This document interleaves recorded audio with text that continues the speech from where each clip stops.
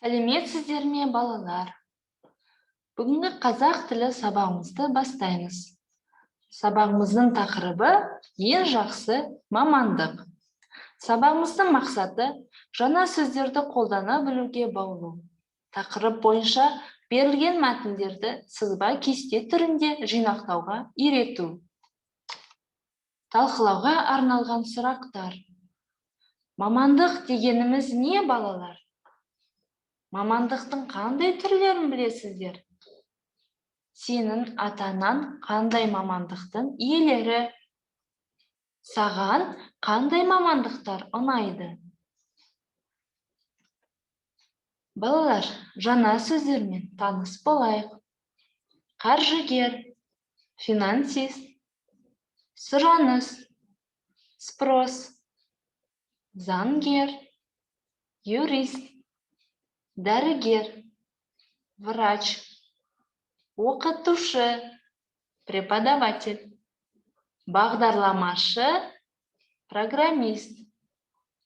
Жаңа сөздерді мұқият оқып, тыңдап, сөздік дәптеріне жазамыз. Балалар, мамандық таңдау деген өзін айналысқың келетін жұмысты таңдау ғана емес, өзін араласқың келетін ортаны да таңдау. Қазақ елі адам екі түрлі жағдайда қателеспеу керек. Бірі жар таңдағанда, екіншісі мамандық таңдағанда деп бекер айтпаса керек. Заман өзгерген сайын адам да жетіліп, нарықтық қарым-қатынас пайда болады. Қоғам дамып, дүниеге түрлі жұмыстар, сәйкесінше түрлі мамандықтар келеді. Өз ісінің нағыз маманы атану екінің бірінің еншісіне бұйырмаған. Ол үшін ең алдымен мамандығымызға деген махаббат керек. Мамандыққа деген махаббат пен карьерист болу екеуі біздіңше екі бөлек нәрсе. Махаббатпен істелген жұмыс қана нәтиже бермек. Нақтырақ айтатын болсақ, мамандығыңыз сіздің сүйікті ісіңізге айналу керек. Сол кезде ғана жұмысыңыз жемісті болады. Жұмысыңызды шын көңіліңізбен, ниетіңізбен жасайсыз. Өз жұмысыңыздан ләззат аласыз.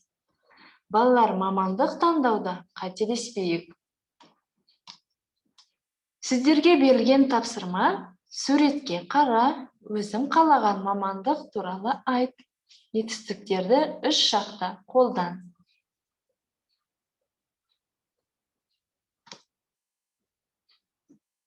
Келесі тапсырма. Төртінші тапсырма: мәтінді оқы.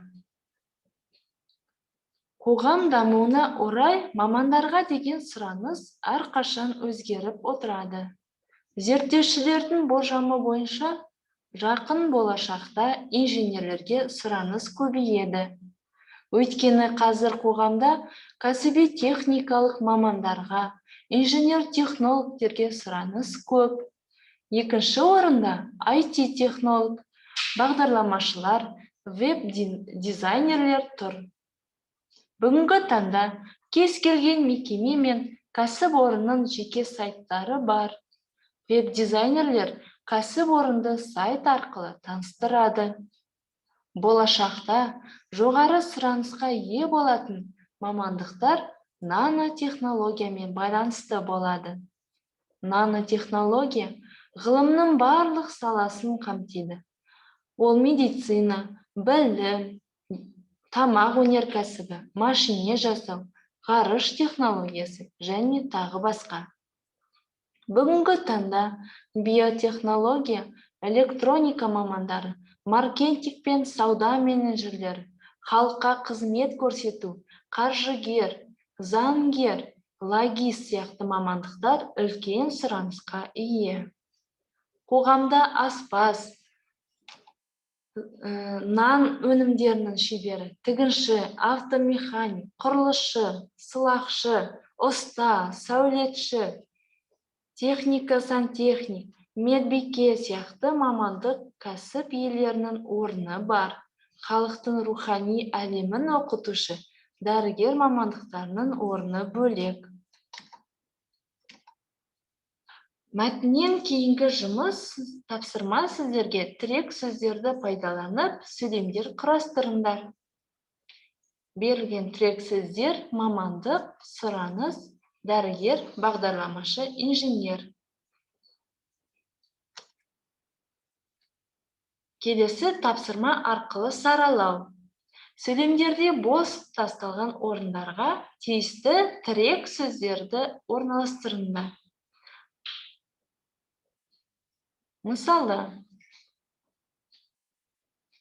қоғамда түрлі мамандықтарға қандай сөз тірек сөзін қоямыз балалар? Тапсырманы орындаймыз. Келесі тапсырма реттілікпен орналастыр әдісі. Жекелеген сөздерді ретімен орналастыру арқылы сөйлем шығарыңыздар.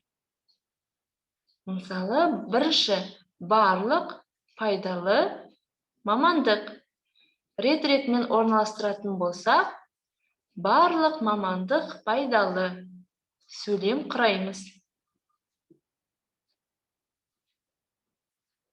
Келесі тапсырма дербес өз ойларынан сөйлемдер құрастыра алады. Әр тапсырмаға бағалау критерий мен дескрипторлары берілген. Келесі жазылым тапсырмасы суреттер сөйлейді. Құрған сөйлемдердің мен сюжетті суреттерді пайдаланып, мамандықтар туралы әңгіме құрастырыңыздар. Қандай мамандық иесін көріп тұрсыздар? Инженер, әнші және де ұстаз, оқытушы. Берілген мамандықтар бойынша сөйлем құрастырып жазамыз. Әр тапсырмаға бағалау критерий мен дескрипторлары берілген.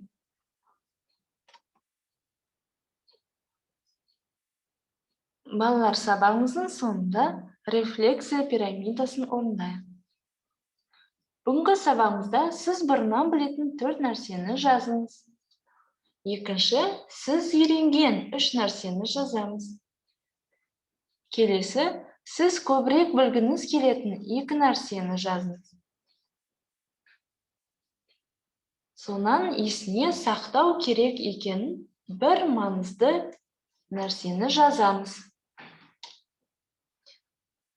Үйге тапсырма 14-ші бет 9-ші тапсырма. Мәтін мазмұны бойынша 3 сұрақ жазамыз. Осымен сабағымыз тамам. Сау болыңыздар.